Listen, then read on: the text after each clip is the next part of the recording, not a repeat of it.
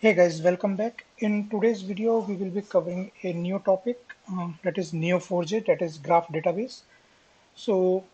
This particular video will be divided into two parts. In the first part, we will be discussing about a brief introduction of Neo4j and how to set it up and what are the basic requirements and how to get it configured within the Anypoint Studio. And then we will walk through one of the use case. So this video is again going to be a lengthy video. So I would recommend that you should watch the entire video to understand the basics of GraphDB. Okay, so let's get started. This is the neo4j.com and Neo4j is one of the leading graph database service provider. And if you go to this particular site, you will come to know it is being used for different purposes altogether across different domains um, ranging from telecom and healthcare, technology specific users are also there. Uh, I can see a lot many things coming up over there, right? So it seems like Neo4j is being very popular and it is being used here and there because it gives a different flavor and it is being very fast as compared to a traditional SQL database. If you want to learn more about what it is all about, there are these three samples are being given. So this is the first one that is that it talks about how to integrate Spark and Neo4j. This is the basic introduction of graph database, and this is the cloud based flavor of Neo4j. So you need not to download anything on your local. So these are the three basic things, and after that it gives some of the more details like what is Neo4j is all about. It is a native graph database and it is built from the ground up to the leverage not only data but also data relationships. So these are particular the nodes: person, location, postcode, object, vehicle, and the one on this particular arrow mark, this is the relationship. So just to clarify, location is being connected with person as person refers location as a current address, and a location can have a postcode as well. So it is being connected like that with that relationship. And within the SQL database, we have SQL statements. So here we are having the CQL, or you can say the graph query language. So it is just giving an example like how a lengthy SQL statement can be converted into a two-line of SQL or Cipher based statement. You can go through these two and try to understand. It is having multiple joins to figure out the product name out of it based on certain conditions based on product category, that is dairy products, whereas it is doing the same stuff using a single statement. So performance-wise, Neo4j is very fast. There is a get started button on the top of it. You can click on here and it will guide you for the more details. If you want to learn more about the Neo4j, you can refer to this Graph Academy, and it provides the free online training as well as the certification. So this is the particular page, and you can view the courses. And just to let you know, once you finish this particular course, you will be receiving a certificate. So something like this, like certification completion, you will be able to see. And once you are done with the certification as well, you will get a certificate, something like this. Okay. So this is just to let you know how the thing move. And apart from this particular training, if you are being certified, uh, as of now there is a offer going on in which you can opt for advanced Neo4j training as well. So it is an advanced course. So it totally based on your area of interest.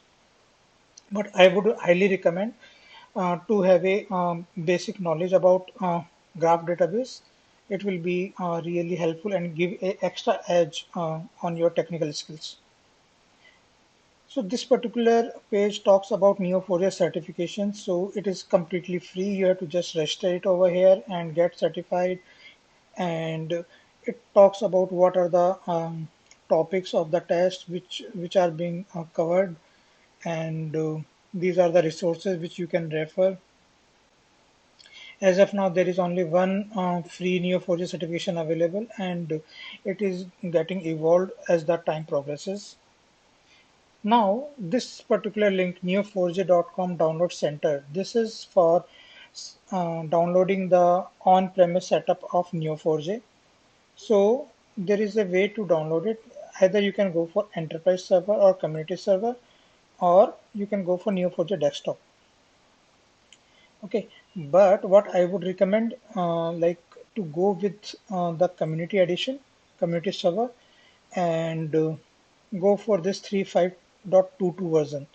That is Linux Mac. I'm using Mac machine, so I will opt for this. Reason behind it, some of the drivers which are being available with the latest version of 4.11, it is not compatible with Anypoint Studio Neo4j connector. So because of that, it gives an error like our database are already started or in the process of getting started. So just to avoid that particular scenario, it's better to opt for 3.5.22 till the fix is available from Neo4j side. Sorry for that. So you have to just click on this and it will start downloading it. After that, this is once you download it. So let's suppose um, I have downloaded this particular Neo4j Enterprise 3.5.22 Unix star.gz. After that, what it will do, let me show you the stepwise process for that. So after that, you have to just untar it, create a home location where bin and Neo4j can be located. So once you untar this, I will cancel this for now as I have already downloaded it. So, so it will be something like this, and if you go inside the bin, you can see Neo4j is there. So Neo4j and console. We have to run this particular command. So let me show you this as well.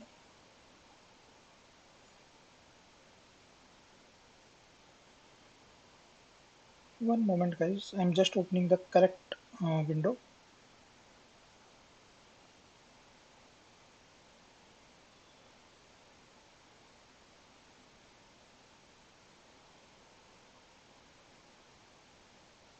So what you need to do basically, you have to just enter into the neo4j slash bin, something like this. If I do a pwd quickly over here, so it's inside the downloads neo4j bin, and you have to run this console and you have to run this start. So there is a two different ways. If you want to open this as a console application, you have to use this option. Otherwise, you can use this start button. So once this particular start command is being executed, as you can see, it will show it is available at localhost 7474. Okay, so how it will look like? So localhost 7474 browser. Okay, so this is about like how we can set it up on the Neo4j on our local machine. Now let's jump to the Anypoint Studio and set up the connector. So this is the Anypoint Studio, and I have created a normal project using Mule 4.3.0, and I have to search in the Exchange. Just click on search in Exchange and look out for Neo4j.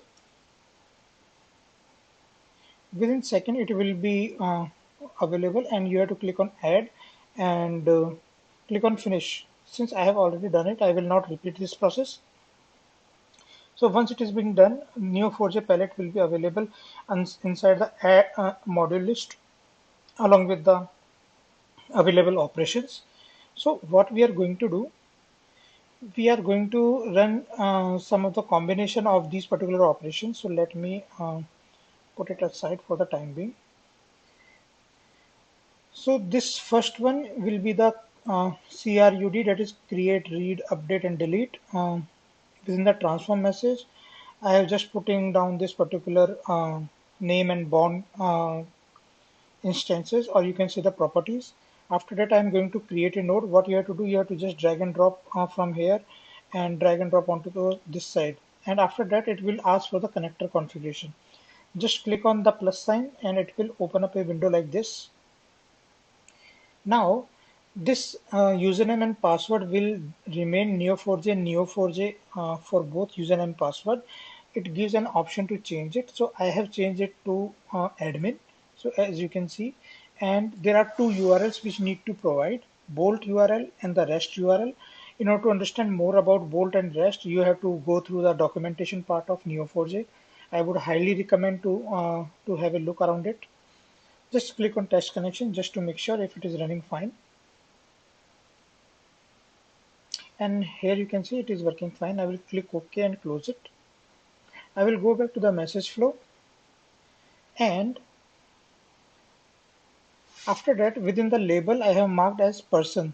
So what it will do basically, we are onto the browser of Neo4j, and I will click on this database sign, and you can see as of now capital PERSON node level is not available for now, right? So I am going to create this person label and I will pass on the payload. And what is the payload? Payload I have decided as Tom Hanks 1956. After that there is a logger, like node is created, and after that there is a select nodes. What it will do basically, it will just pull up the person node details itself. That is, it will give us the Tom Hanks and 1956 as the born year. Then there is a logger which is printing the same, and finally there is a transformer just to give it back onto our postman. Once this is being done, I will try to delete the same, this particular delete node, and same Neo4j config, and within the label I have to mark as person, and remove relationship is like removing any constraints, like as we have in SQL statements, right? Drop the constraints, delete the constraints. So similar to that, remove the relationships. It gives true, false, false as the default, but I will go with true. And finally, there is a logger just to mark a node is deleted. So let's get it started. I will delete all these things and will run this particular CRUD use case first. So I'm going to open my Postman. So this is the card, and let me, this is a get operation, nothing else is being configured. Okay, so I will click on the send button. I will quickly go back to the console mode, and let's see what it is printing. So um, it shows node created, first thing, and the last thing is selected node, that is born and the name. Now, if I go to the browser, I can see the person is there and Tom Hanks is there with 1956 as the born year. So it seems this is working fine. Now let's try to delete this particular node. So I will go back to the post. I will clear up the console first and we'll go back to the Postman and we'll look out for the delete node. You can configure n number of combination, like taking up the node name from the query parameters and all the things. But this use case is very generic, just to show the capabilities of Neo4j connector. Click on the send button. It will take time and it shows 200. Okay. So if I go back to the Google Chrome, you can see that person is not available, right? So let me go over here and you can see Tom Hanks detail are now missing because we have deleted it. So it shows node deleted. Okay. Now what we are going to do, we are going to touch the last use case of Neo4j. What we are going to do, we are going to create node with multi levels. So this particular listener is again a get method with the path as create node multi level. and it is a get method based.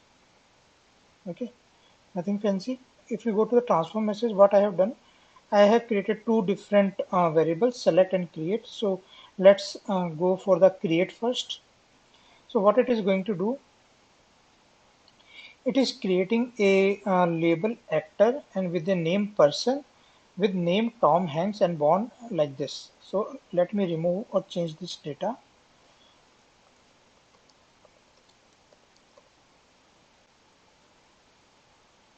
and I will mark this as okay. So this is like one of the statement. Similarly, I will show you the variable select. So select, what it will do, it will basically return back or make a select statement on top of this actor person. Now I have drag and drop this execute operation. You can see this execute, right? I have just drag and dropped it, and I have used the same connector configuration as create because I first need to create the node, and after that I am going to create a select statement out of it. Okay,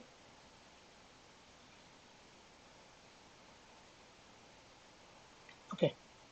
So if it is already being there, if the node is already present, then it will try to overwrite it. Okay. So just keep this thing in mind. Let me clear up the console. I will go back to my Postman again and will look out for multi-node. Yeah, this one. I will click on the send button.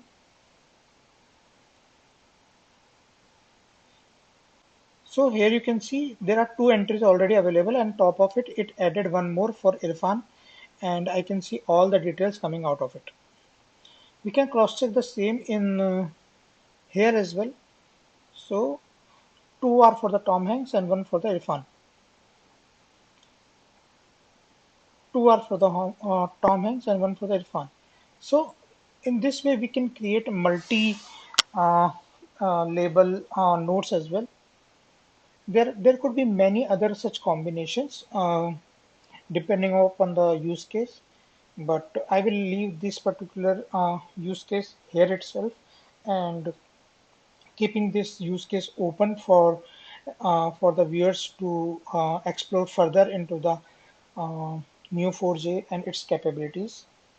I will put all those PDFs which I have referred during the introduction session, like all these books like Graph Algo and GraphDB um, from this particular site on my GitHub page as well. You can fork it and you can put it on your local repository for quick reference. I hope you like this video and give a thumbs up if it helps you out anyway. Thank you and have a great day.